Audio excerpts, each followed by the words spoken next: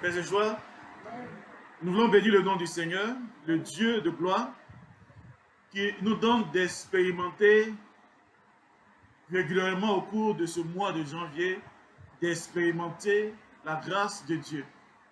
Dans ce mois de janvier, depuis le début du mois, nous avons commencé à cheminer dans la parole de Dieu.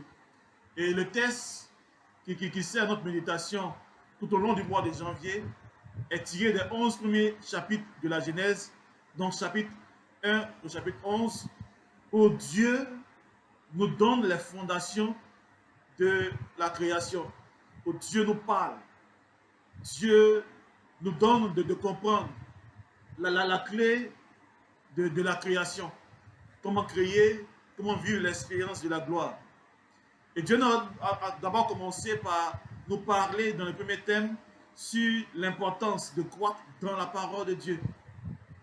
Une fois que nous avons pris conscience qu'il nous faut croître dans la parole de Dieu, dans le deuxième thème, Dieu nous fait prendre conscience qu'il nous faut posséder les portes du temps. Et donc, les portes de janvier devaient être possédées. Et donc, Dieu nous donne les secrets pour posséder les portes de janvier. Une fois que les portes de janvier ont été possédées, Dieu nous donne la révélation, quelque chose d'important pour notre vie, que quand nous possédons les portes, il nous faut apprendre à créer. Parce que nous sommes des créateurs.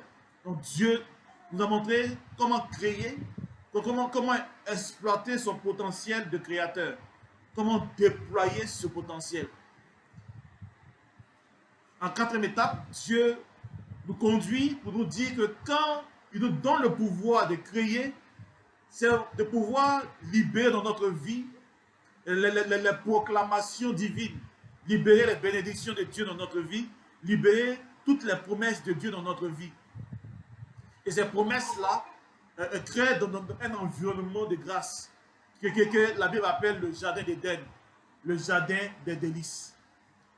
Aujourd'hui, nous voulons partager le cinquième thème du mois de janvier qui s'intitule « Résiste au diable et rétablis l'ordre divin dans ta vie ». Résiste au diable et rétablis l'ordre divin dans ta vie. Parce qu'il y a des choses importantes que nous devons rétablir dans notre vie. Il y a un ordre divin originel qui est important de connaître et de comprendre selon la Genèse chapitre 1 et chapitre 2.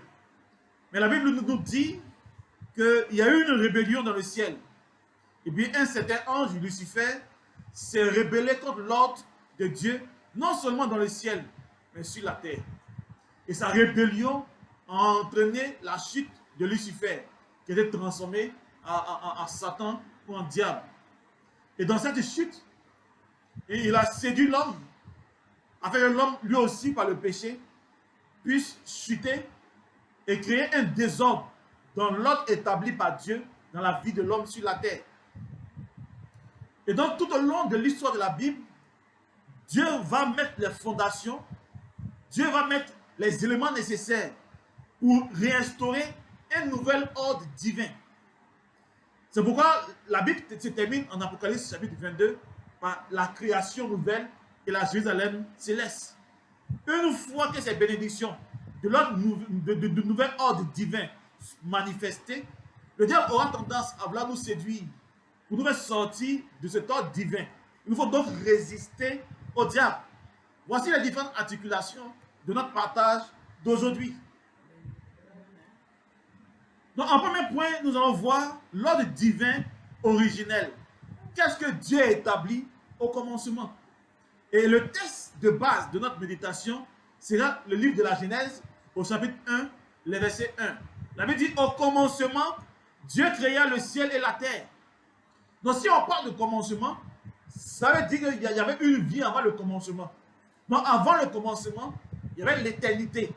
Donc, avant le commencement, le Dieu qui exerçait, le Dieu qui vivait avant le commencement, c'est le Dieu éternel. Mais ce Dieu éternel, à un moment donné de l'histoire de la vie spirituelle, a pris la décision de créer. Et donc, le Dieu éternel était manifesté comme Dieu créateur. Et il a créé deux environnements, deux univers. L'univers invisible qu'il appelait ciel, où il a établi un ordre, l'ordre dans le ciel. Et il a créé notre univers, la terre, l'univers visible, et il établit un ordre divin sur la terre. Et cet ordre divin, le respect de cet ordre divin favorise la bénédiction. Non, je parle depuis de ordre, mais qu'est-ce que l'ordre? Lorsqu'on prend le dictionnaire, on nous dit que l'ordre est un acte par lequel une autorité supérieure manifeste sa volonté à l'égard de quelqu'un ou d'un groupe de personnes. Donc c'est un acte de souveraineté, c'est un acte d'une autorité. Donc c'est une autorité qui est supérieure, qui prend un acte, qui prend une décision, qui manifeste sa volonté. C'est aussi l'expression de la décision d'un chef qui donne des prescriptions précises pour exécuter une mission. Donc dans ordre, on voit mission. Dans ordre, on voit organisation. Donc il y a le chef qui prend les dispositions pour qu'une organisation puisse vivre, pour qu'une organisation puisse survivre et se maintenir dans le temps. C'est aussi une disposition d'éléments, une organisation de leur place dans un ensemble. Donc Dieu crée un élément et Dieu dit que chaque élément doit être à telle ou telle place. Le respect des prescriptions, des dispositions de Dieu constitue l'ordre divin.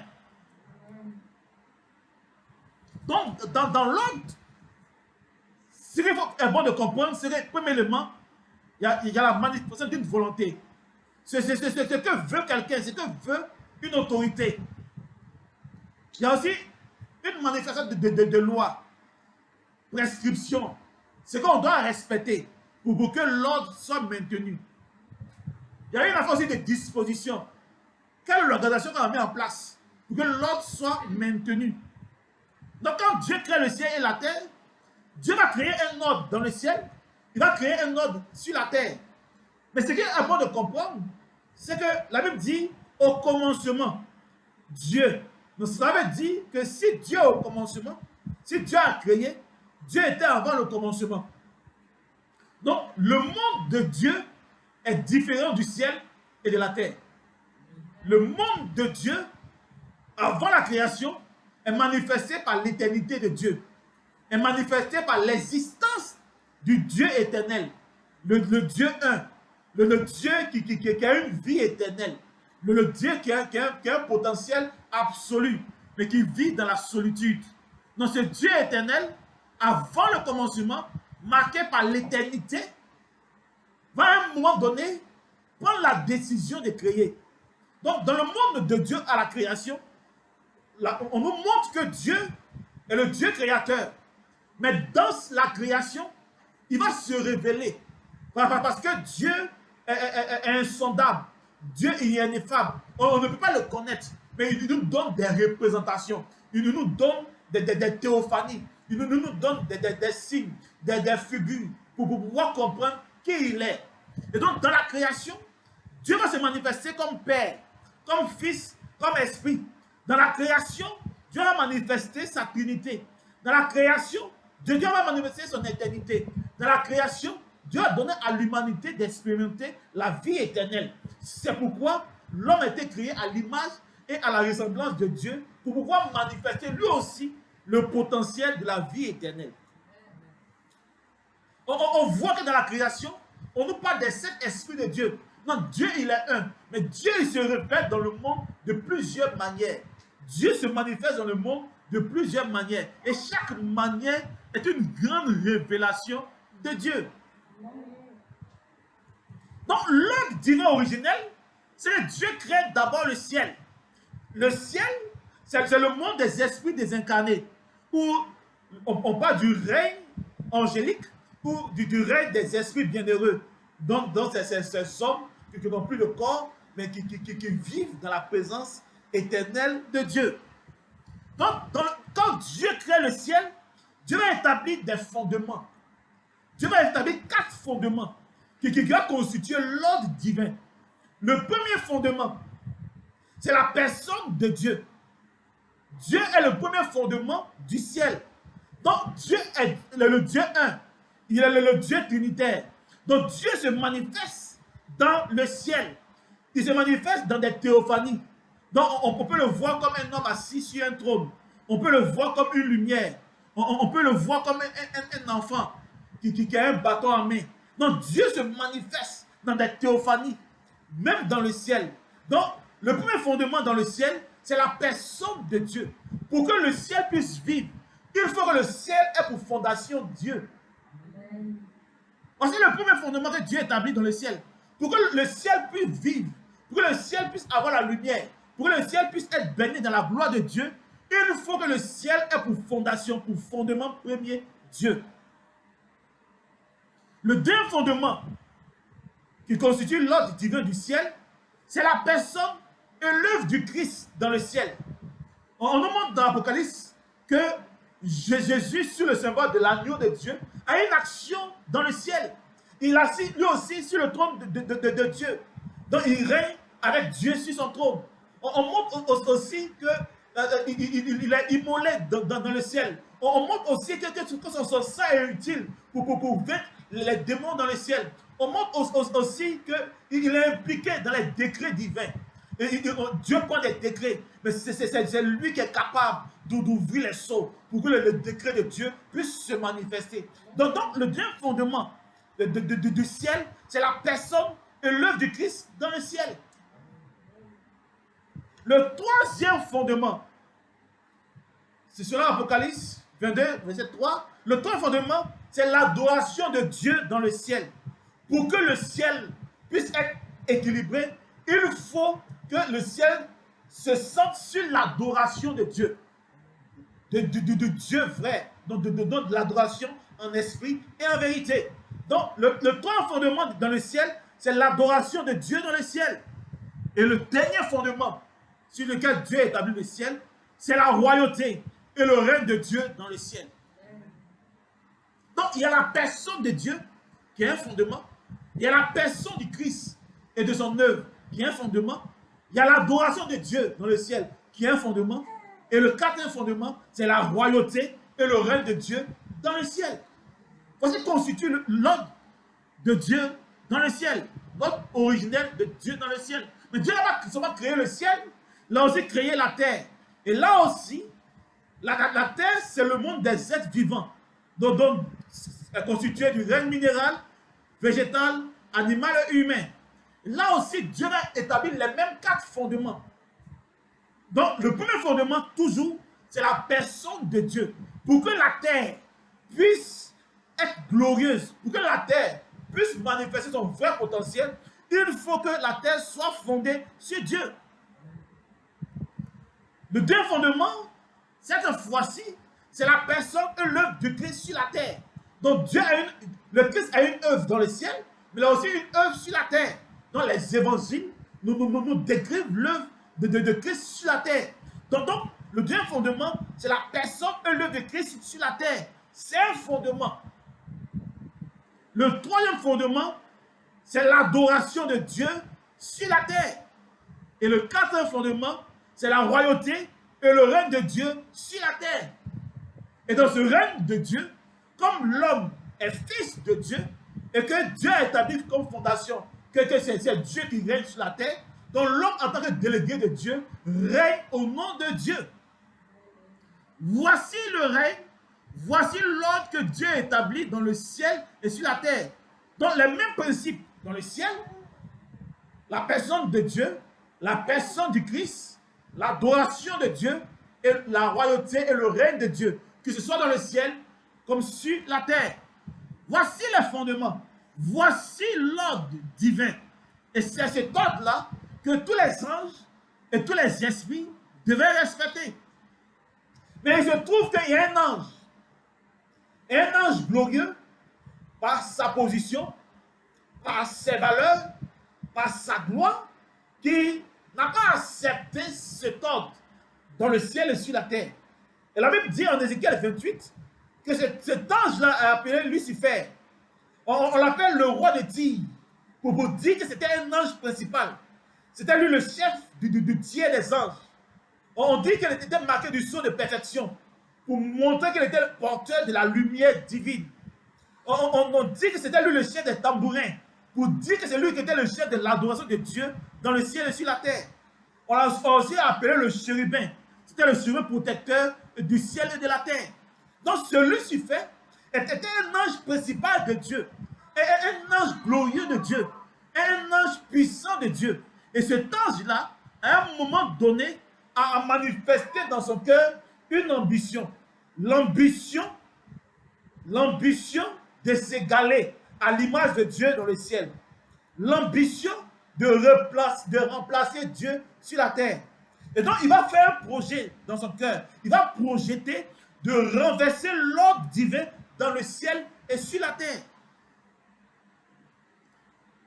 Voici le projet de Lucifer.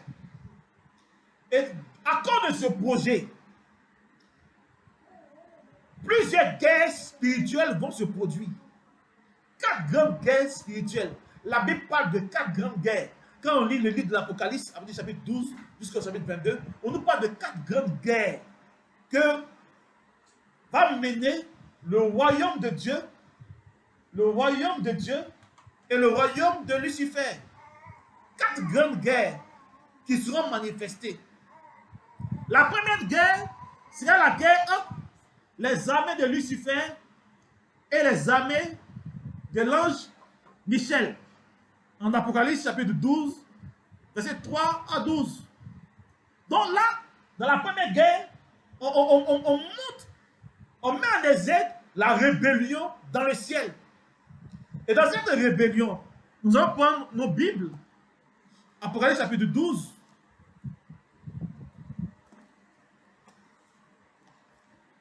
Apocalypse chapitre 12. Il est bon de lire ce texte pour comprendre ce que Dieu veut faire avec nous. La Bible dit, à partir du verset 1, un grand signe apparut dans le ciel. Une femme vêtue du soleil, la lune sous les pieds, et sur la tête une couronne de 12 étoiles.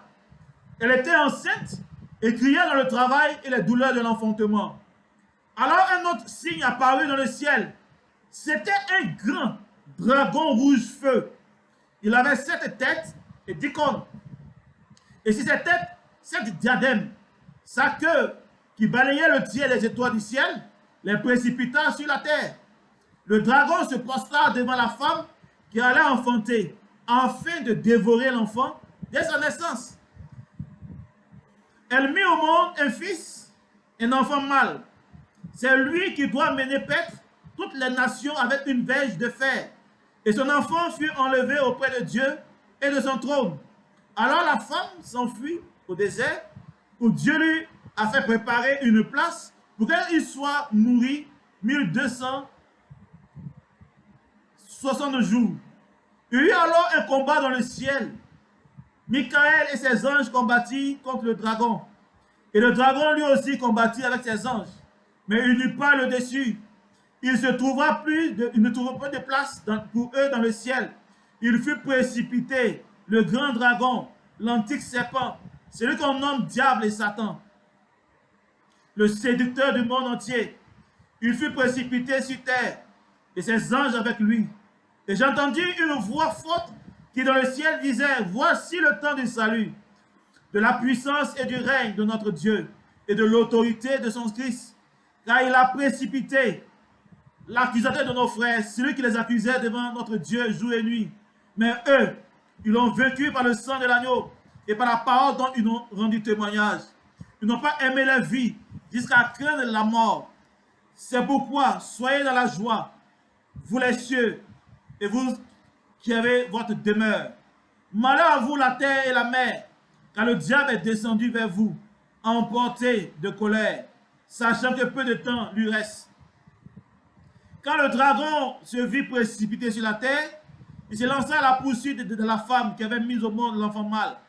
Mais les 2 ailes du grand aigle furent données à la femme pour qu'elle s'envole au désert, au lieu qui lui a été réservé pour être nourrie, loin du serpent un temps, des temps, et la moitié d'un temps. Alors le serpent vomit comme un fleuve d'eau derrière la femme, pour la faire emporter par les flots. Mais la terre vient au secours de la femme. La terre s'ouvrit et engloutit le fleuve vomi par le dragon. Dans sa fureur contre la femme, Le dragon porta le combat contre le reste de sa descendance, ceux qui observent le commandement de Dieu et gardent le témoignage de Jésus. Puis, il se posta sur le sable. Alléluia. Donc, on voit dans le texte que un ange se rebelle, Lucifer. Et quand il se rebelle, différentes choses sont manifestées. Différentes caractéristiques de son attaque sont manifestées. La première caractéristique, on le décrit comme un grand dragon. Donc, on parle de sa grandeur. Ensuite, on dit qu'il est rouge. Il a 7 têtes. Il a 7 couronnes. Et il a 10 cornes. 7 têtes pour montrer son intelligence. 7 couronnes pour montrer son pouvoir et sa royauté multiple. 10 cornes pour montrer sa force et sa puissance. On dit, il est grand. Donc, il est grand. Il est intelligent. Et à cause de son intelligence, qu'est-ce qu'il va faire? La Bible parle ensuite, après de sa tête, la Bible parle de sa queue. Donc, sa queue balaie le tiers des étoiles du ciel. Donc, il balaie le tiers des anges. Et il en fait des anges rebelles.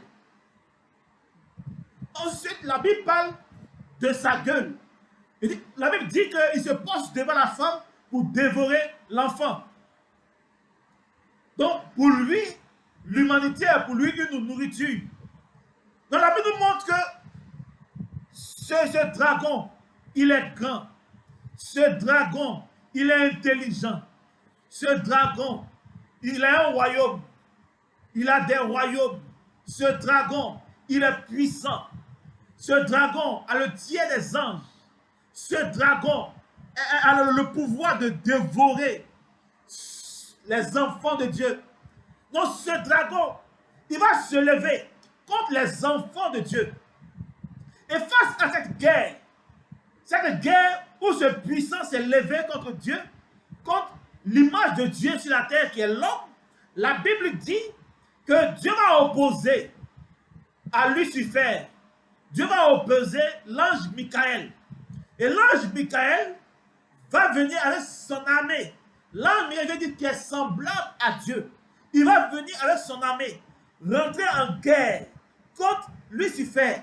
Et suite à la guerre, la Bible montre que Lucifer va perdre le pouvoir. Et en conséquence, il sera précipité sur la terre et il va vivre une déformation de Lucifer. Il deviendra diable et Satan. Et quand cela va se produire, la Bible dit qu'une nouvelle saison sera manifestée. Une voix sera entendue dans le ciel. Et quand va dire cette voix? Que c'est le temps du salut, la puissance, le règne et l'autorité du Christ est libérée sur l'humanité. Et comment les anges ont réussi à vaincre? La Bible dit que c'est par le sang de l'agneau, c'est par la parole du témoignage et parce qu'ils n'avaient pas peur de la mort. Donc, dans ce premier combat, dans cette première bataille, c'est une bataille entre les anges. Les hommes n'interviennent point. C'est une bataille entre les anges de Dieu, restés fidèles à Dieu, et les anges du diable. Mais la Bible montre que ce sont les anges de Dieu qui sont sortis victorieux. Et le diable a été chassé du ciel. Et le diable a été précipité sur la terre. Et quand il a été précipité sur la terre, la Bible dit que le diable, maintenant, tout en colère, va aller faire la guerre aux enfants de Dieu. Va aller faire la guerre aux fils de Dieu. Donc la deuxième guerre, ce n'est plus une guerre entre des esprits, entre l'armée de l'ange Michael et l'armée de Lucifer. La deuxième guerre, c'est entre les esprits et les hommes, entre l'armée du diable et les fils de Dieu. Or, le problème des fils de Dieu, c'est qu'ils sont à la fois corps et esprit. Donc la guerre n'est plus dans le domaine du ciel, mais la guerre se fait sur la terre. Et la Bible dit que le diable va utiliser différentes stratégies pour empêcher les fils de Dieu de pouvoir libérer leur vrai potentiel. La première stratégie, c'est la stratégie de la poursuite. Il se met à la poursuite de la femme pour dire que s'il y avait des réclamations, s'il y avait des alliances, s'il y avait des hôtels sataniques qui avaient été établis dans ta vie, quand tu viens à Dieu, quand tu marches avec Dieu, le premier rôle du diable, c'est de réveiller les réclamations pour que les malédictions, pour que les décrets sataniques qui avaient été écrits sur ta famille, sur ton territoire, sur ton pays, puissent s'activer pour t'empêcher de voir la gloire de Dieu. La deuxième stratégie du diable, c'est la stratégie de l'entraînement. La Bible dit qu'il vomit un fleuve pour entraîner la femme. Donc la stratégie de l'entraînement, ça veut dire qu'il va créer un conformisme, une manière de voir Dieu, une manière d'être dans le monde, une manière de croire, une manière d'être. C'est-à-dire que dans le monde, des gens peuvent croire en Dieu comme ne pas croire en Dieu, et tous cohabitent. Donc dans le monde, il peut y avoir des pensées de bibliques, comme des pensées des rosicruciens, des pensées des francs-maçons. Toutes ces pensées sont véhiculées dans le monde. Et ces pensées négatives vont changer l'orientation de l'intelligence de l'homme. C'est là qu'est l'entraînement. Donc la scène de l'entraînement, c'est d'établir une forme que Dieu n'a pas établie au commencement. Parce que la forme de Dieu, c'est la transformation et non la conformation. Une autre stratégie, c'est la stratégie de l'harcèlement. Quand il voit que malgré la réclamation, malgré le conformisme, que tu es fidèle à Dieu, il commence à créer l'hostilité autour de toi. Le temps t'est hostile, l'espace t'est hostile, la nature t'est hostile, les hommes te sont hostiles. Tu te vois adversité ça et là pour pouvoir briser ta foi. Mais quand tu persistes, il manifeste une autre stratégie, la stratégie de la séduction. Il va montrer qu'en réalité, comme Dieu est Père, Fils et Esprit, lui aussi il est Trinité. La Bible dit qu'il est le dragon à 7 têtes. Mais du dragon qui est posté vers la mer, va jaillir de la mer un léopard qui a aussi 7 têtes, 10 cornes. Mais à la différence du dragon qui avait seulement que 7 couronnes, ce léopard a 10 couronnes. Pour vous dire, lui aussi, il a un royaume. Donc, ce léopard qui est l'ancêtre, comme le Père attitré des esprits des eaux, des esprits de mari, de femme, de nuit. Donc, ce léopard, lui aussi, est intelligent, a une force, a un royaume. Et la Bible dit que va jaillir aussi un agneau à 2 cornes, l'agneau dragon. Lui, il a une tête, 2 cornes. Il ressemble à Christ, sans être le Christ. Donc, il va polluer la foi en la Trinité. Il va polluer la foi en la véritable religion pour empêcher que les enfants de Dieu puissent adorer Dieu en esprit et en vérité. Donc il va inculquer dans la religion de Dieu de fausses doctrines.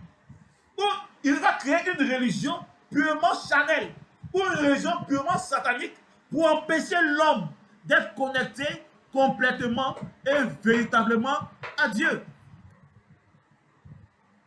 Voici la stratégie du diable. Et donc, il met en place cette stratégie. Il rentre en guerre contre les esprits de Dieu. Et cette guerre va se manifester dans différents récits de la chute. Il y aura 5 batailles par rapport à cette guerre. 5 grandes batailles. Et ces 5 grandes batailles constituent les 5 récits de la chute. Le premier récit de la chute, c'est la chute d'Adam et d'Ève. En Genèse chapitre 3. Là, le tentateur, c'est le serpent, l'esprit serpent. La tentation, il tente Adam et Ève à travers des paroles et la nourriture. Donc, la pomme, le fruit de l'arbre défendu, donc à travers des paroles et la nourriture, il va séduire la femme et l'homme. Et quand l'homme va subir, va succomber à la tentation, La Bible dit un jugement va s'abattre sur l'homme. Donc la femme se sera frappée dans sa productivité, donc dans sa fonction de mère et d'épouse. La terre sera frappée dans sa fonction de productivité. Donc il ne va plus produire la moisson qu'on attend de lui. Il va produire ronces et épines. L'homme sera aussi frappé dans sa productivité par rapport à sa fonction de travailleur. Donc la Bible dit qu'à travers la parole et la nourriture, le diable va séduire l'homme.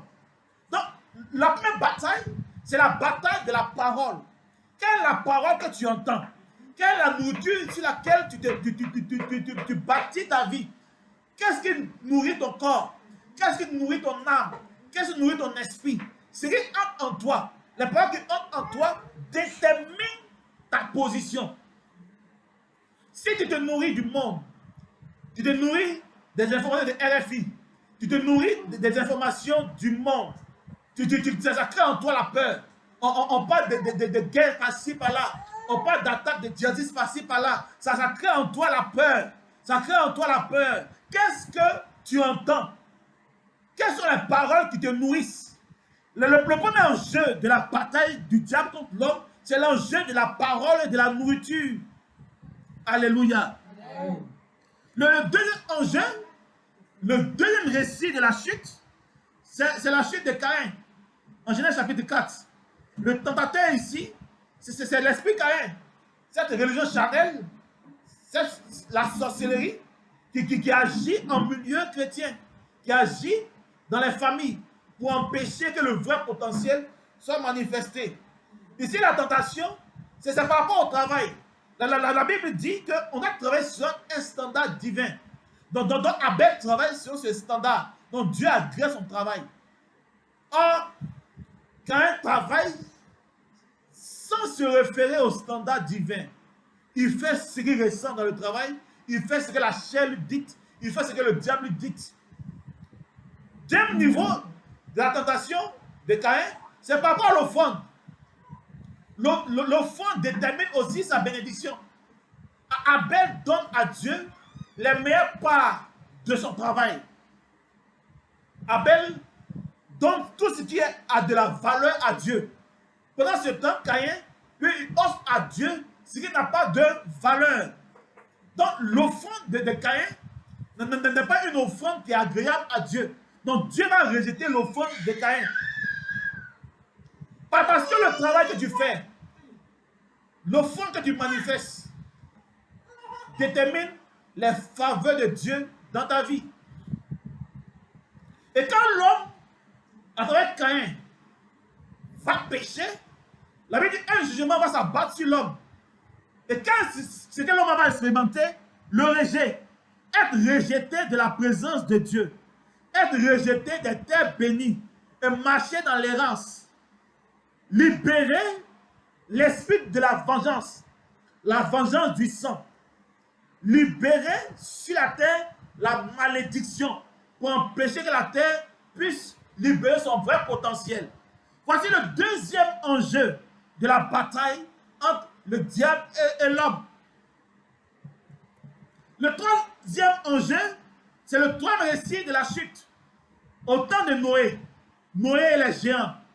En ce temps-là, le tentateur, c'est les esprits d'immoralité sexuelle.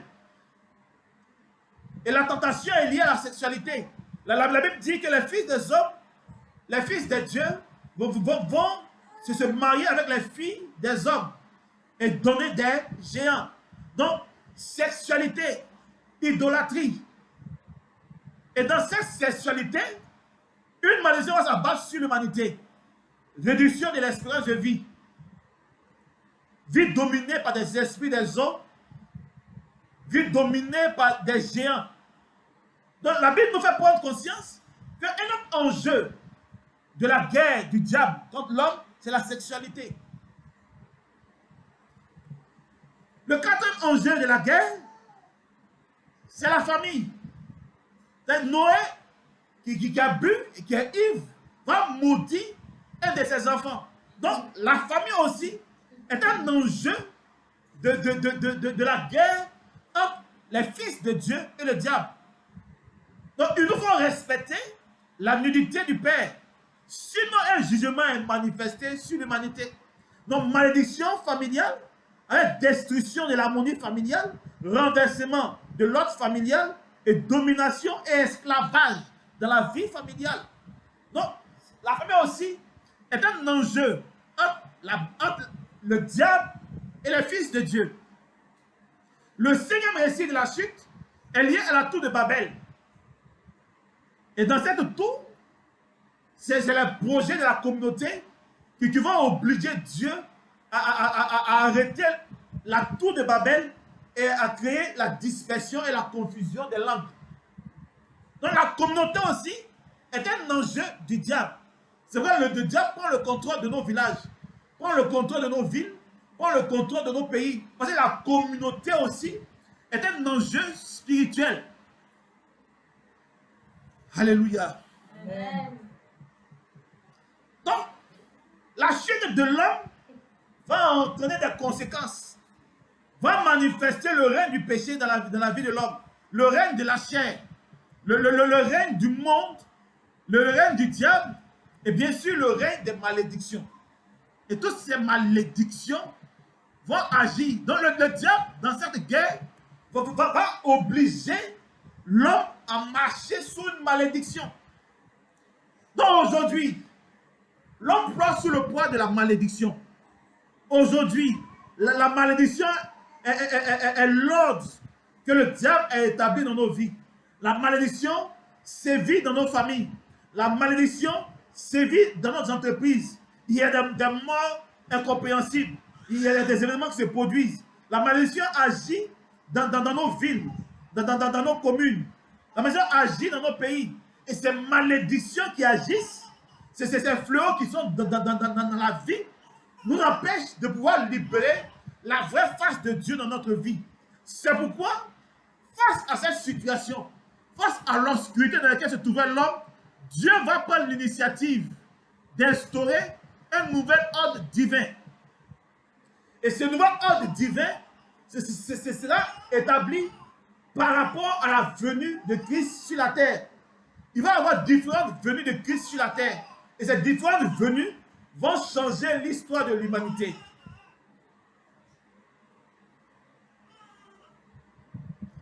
La première venue de Christ sur la terre va se manifester à travers l'histoire de la Bible, l'histoire du salut et la venue du Messie. Et à travers cette histoire, la Bible montre que Dieu va prendre l'initiative.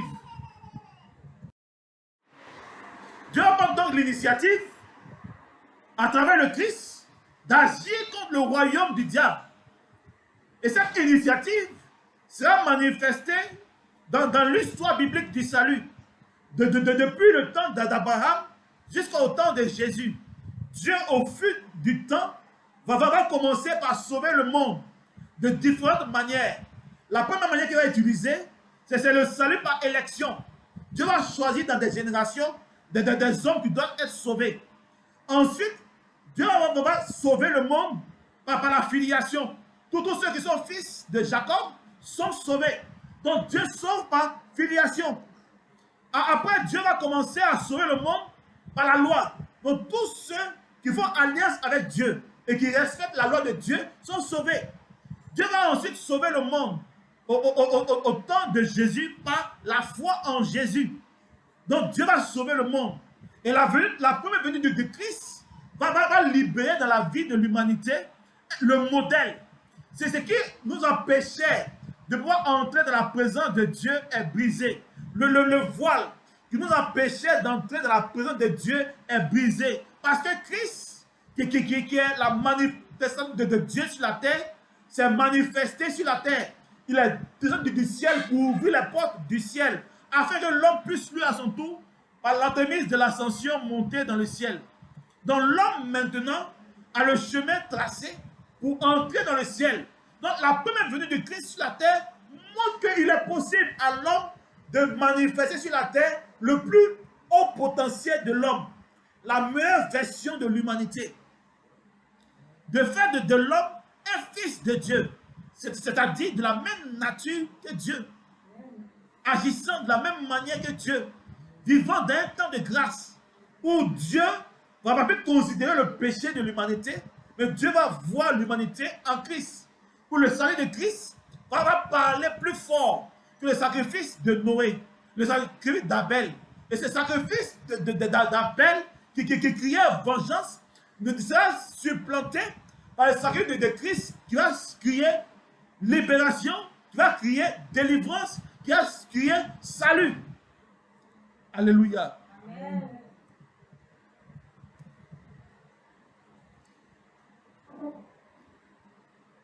Donc, lors de la première venue de Christ, la Bible montre que Dieu met l'accent sur la vie éternelle.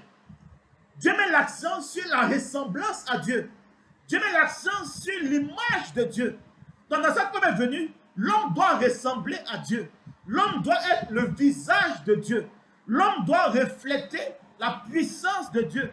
L'homme doit vivre l'expérience de la transfiguration, l'expérience de la transformation. Donc, cette expérience de l'homme va lui permettre de voir qu'il est possible de pouvoir manifester sur la terre la meilleure version de l'humanité. Mais le Christ, c'est selon les prophéties de l'Apocalypse, va encore revenir. Il va avoir la seconde venue du Christ. Après une guerre entre le Christ et les armées du diable. Et lors de cette guerre, le dragon, le léopard et puis l'agneau dragon vont se battre contre les armées de Dieu. Et la Bible dit que Dieu va sortir victorieux par l'entremise du Christ. Et dans cette victoire, le léopard et l'agneau dragon seront ligotés et jetés dans le lac de feu pour l'éternité. Et seul le dragon sera épargné, mais il sera enchaîné. Il sera enchaîné par un ange puissant. Donc, je déclare déjà dans ta vie la fin du règne du diable. Un ange puissant se lève pour ligoter le diable, afin que ton règne soit manifesté sur la terre. La Bible dit que quand le diable était ligoté, Dieu va établir une cité, la cité des saints, afin que les saints dominent le monde, afin que les saints règnent sur la terre, afin que les saints, pendant 1000 ans, dominent le monde. La Bible dit que la première venue du Christ, c'est de ressembler à Christ, c'est d'être l'image du Christ, c'est d'être conforme à Christ. Mais Dieu ne nous appelle pas seulement à lui ressembler, Dieu nous appelle aussi à régner. La seconde venue de Christ dans ta vie va donc consister à ligoter le diable dans ta vie, afin que le roi que tu es puisse exprimer ton vrai potentiel. Donc je déclare que pendant 1000 ans, le diable ne puisse pas t'empêcher de pouvoir manifester ton vrai potentiel. Dieu a décidé que pendant le millénium, aucune influence satanique dans ta vie.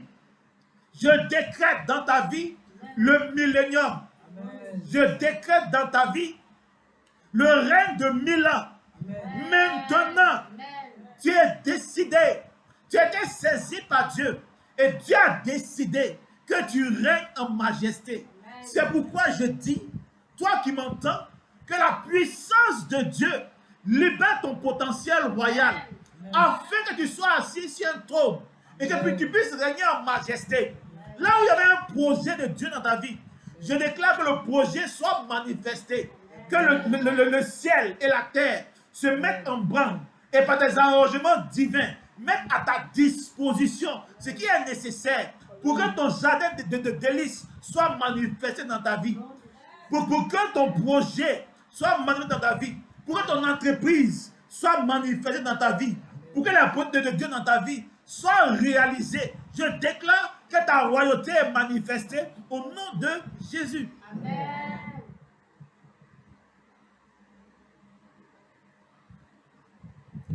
La Bible dit que après cette deuxième venue de Christ, il y a eu une troisième venue. Et à cette troisième venue, il y aura une dernière guerre entre le diable et le Christ. Et cette fois-ci, le diable sera vaincu définitivement et sera jeté dans le lac de feu pour que tu puisses régner en majesté, Lors de la troisième venue de Christ, c'est pour mettre fin au règne du diable définitivement dans ta vie. Peu importe ton entourage, peu importe ton histoire, Dieu met fin définitivement au règne du diable dans ta vie. Et une nouvelle création est manifestée. Une vie nouvelle est manifestée. Un règne nouveau est manifesté où le diable n'a plus autorité sur ta vie. Aujourd'hui, la Bible dit, toi tu m'entends, tu vois le royaume des cieux, mais bien plus, toi qui es baptisé, toi qui as été renouvelé, toi qui es né en Christ, toi qui étais connu du Christ, toi qui étais reconnu du Christ, toi qui étais né de Christ, la Bible dit que tu entres maintenant dans ta Jérusalem céleste. C'est que Dieu a prévu pour toi, le royaume de Dieu dans le ciel, ton paradis dans le ciel, dans lequel tu dois habiter après ta mort. Je déclare que ce paradis, tu le vis aujourd'hui au nom de Jésus. Amen. Je déclare que l'atmosphère de ta vie change, que maintenant, tu entres dans ta destinée. Maintenant, l'ordre divin est rétabli. Tu n'es plus dominé par le diable, mais tu es le roi de ta vie. Dieu est le fondement de ta vie. Christ est le fondement de ta vie. La donne de Dieu est le fondement de ta vie. Mais le règne et la royauté de Dieu sont aussi le fondement de ta vie. Aujourd'hui, ce fondement est rétabli. Aujourd'hui, ce fondement est rétabli.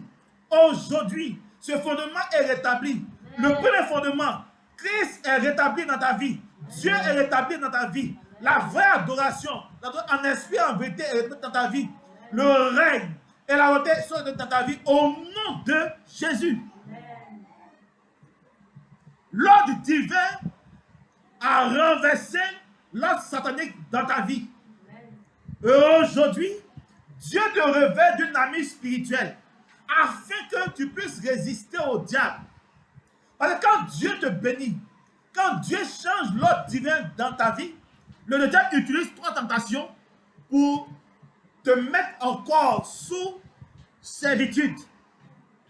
La première tentation, comme au temps de Jésus, c'est la tentation de la nourriture. Donc l'enjeu, c'est la fin de l'homme. Donc la séduction, c'était de transformer les pierres en pain. De brader tes fondations à cause de nourriture. De brader tes fondations à cause de travail. De brader tes fondations à cause de la faim. Or, ce qu'il faut comprendre, Dieu t'a établi pour nourrir l'humanité. Dieu t'a établi pour non seulement nourrir physiquement l'humanité, mais de nourrir spirituellement l'humanité. Dieu t'a établi. Et quand il t'a établi, ça veut dire que tu es un ambassadeur. En tant qu'ambassadeur, ce n'est pas toi qui cherches les ressources. Ce n'est pas toi qui cherches les moyens. Ce n'est pas toi qui cherches les stratégies. C'est ton pays. C'est le ciel qui cherche les ressources. C'est le ciel qui cherche les moyens et les met à ta disposition. Je déclare que la providence de Dieu dans ta vie est activée. Et la faim n'est plus pour toi un obstacle, un problème. Mais tu es né pour être mis en mission pour nourrir l'humanité. Donc résiste à la tentation de la faim. La deuxième tentation que Christ a fait face, c'est le culte rendu à Dieu. Donc, le Dieu a dit à Jésus, prosterne-toi et jette-toi plutôt du haut du temple. Jette-toi du haut du temple. Dieu envoie ses anges pour te protéger. Donc, c'est la tentation. La tentation d'utiliser le pouvoir de Dieu pour sa propre gloire. Donc, l'enjeu, c'est la religion authentique. La religion que Dieu agrée. Il faut que tu puisses comprendre que Dieu t'a donné une mission, c'est d'adorer en esprit et en vérité. Et comme il t'a donné la mission, comme il t'a donné un mandat, tu es son ambassadeur. Donc il met à ta disposition les moyens pour bâtir ton temple physique.